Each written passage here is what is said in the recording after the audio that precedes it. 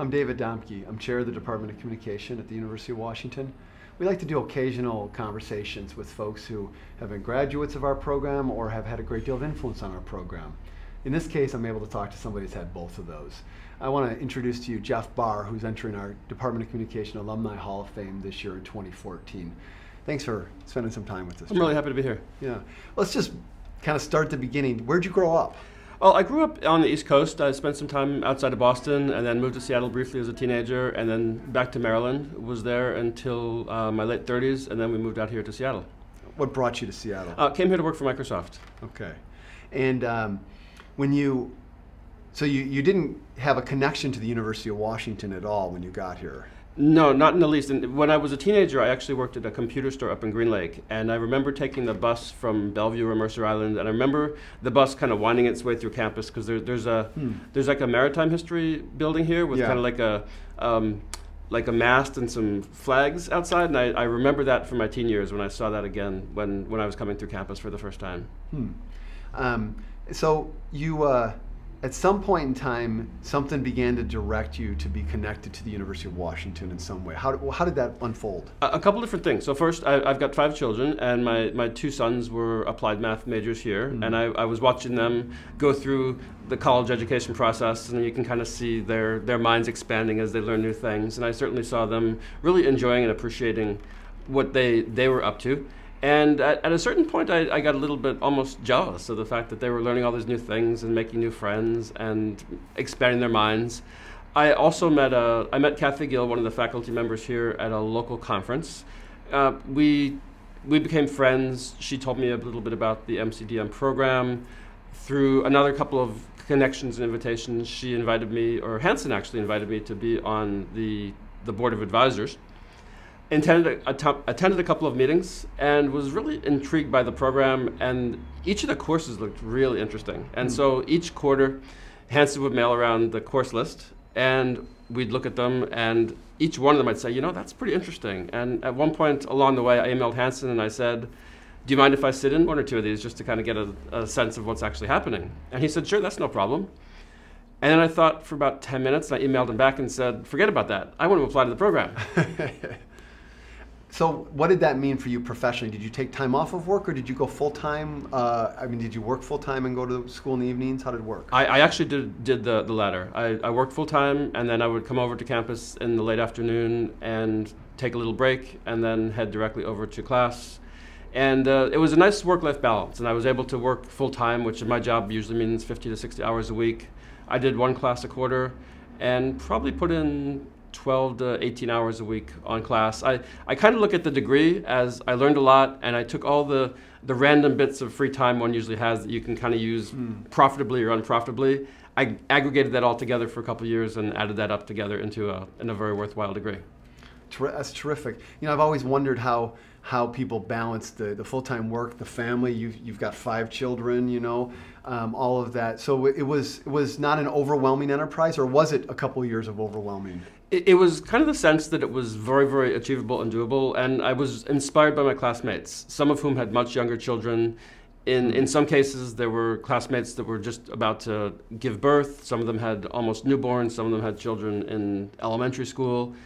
And there was this really good sense of camaraderie among all the MCDM attendees, and that we're all in it together. We'd all essentially taken this really deep breath, and we said, okay, we see the value of this program. We can the end is actually visible from the beginning because you can kind of count out the number of classes you have to take. And we said, we can actually do this. We were very, I think, informed up front of the amount of work that we'd have to do, and we all just said, you know, we can do it. And some of my colleagues in the classes actually were taking 2 classes at once, and I was just in awe of their ability to do that. But we all chipped in, we helped each other out, we found ways that we could work together to minimize the burden on each other. We did group projects, and people were actually awesome at the group projects. Of if the only shared time to meet was late at night or early on a Sunday morning, we do it. And I actually remember one group project where we're all together at somebody's house, and we're all kind of pitching in to do whatever possible to get our stop action movie done. And the most useful thing I could do at that moment was to hold somebody's baby. And it was like, oh, that's the thing I'm going to do to contribute to that project for the next 15 minutes. That's what I'm going to do. Oh, that's great. That's great. What, what, how has the degree helped you or contributed to the work that you do now? And you work at Amazon Web Services. I do. So at Amazon, I'm a technical communicator. And so the technical part was pretty natural to me because I had a computer science degree I'd earned way back in the 1980s. And the communication part was really kind of improvised before I got here. And so I was certainly doing it, but I didn't understand the formal model of storytelling. I didn't really understand the ways to measure it. I didn't understand really the theory and practice of marketing at all.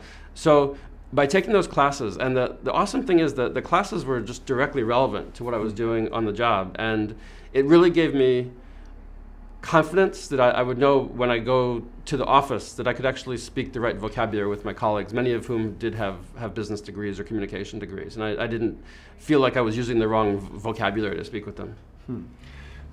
You graduated in 2013. We have since launched a second arm of our professional master's program, and we call it Communication Leadership now, and it has digital media, which was the arm you were in, and we have communities and networks. When you hear that title, communities and networks, given the work that you do in the arena you do and the domains in which you've worked for some time, how does that strike you? It's totally relevant to today's world. So you look at today's world and nobody works alone. Either your network is just your few peers, or in a lot of cases it's thousands or tens or even millions of people that you're connecting to through social networks. And you need to be aware of what they are, how they work, how to use them, how not to abuse them, how not to do something embarrassing and unforgivable with them. And you really have to just have a deep appreciation for them. And one of the things that was just thoroughly enjoyable as part of MCDM was we made use of these networks while we were in class. And for the most part, it was a very, very positive kind of thing. And the instructors were not always fully aware of this. We kind of had this behind-the-scenes communication network going, that we'd start a new class and we'd either invent a hashtag or we'd create a Facebook group.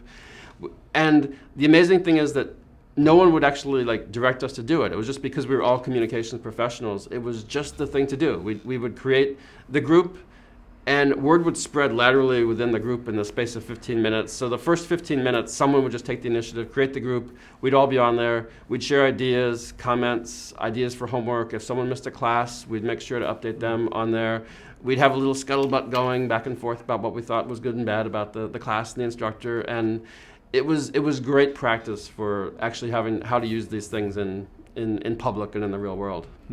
So you have 5 children. 2 of them are applied math majors, and I just had a chance to well, not meet her, but to see your daughter out there. And so she's here at the UW, and you have 2 other children. What's your to close us up here, what's your top thought for young people today in terms of success? If they're entering this 21st diverse, fast-paced workforce, what's your thought about success? So my thought is really that learning is something you do forever. And one of the things I was realizing as I went through the program, and actually meeting my children on campus for dinner sometimes, was I was setting a neat example for them that you keep on learning forever, and that if you decide when you're 50-something like I was that you need to go back to school and you need to learn something new, that's a great thing to be able to do. And I would hope that when they're at my age and they think, you know what, I want to do it, they'll think, you know what, my father did it, and it's a totally worthwhile thing to do. And I've just got great memories of my time here. And in fact, just walking to the campus today, it's like, wow, this is a great place to be. Well, thank you very much for those thoughts. I'm David Domke. I'm chair of the Department of Communication. Had a chance to talk with Jeff Barr. In just a couple hours, he'll be inducted into the Department of Communication Alumni Hall of Fame. So very worthy. Thank you so much, Jeff. Thank you so much. Yeah. Good day.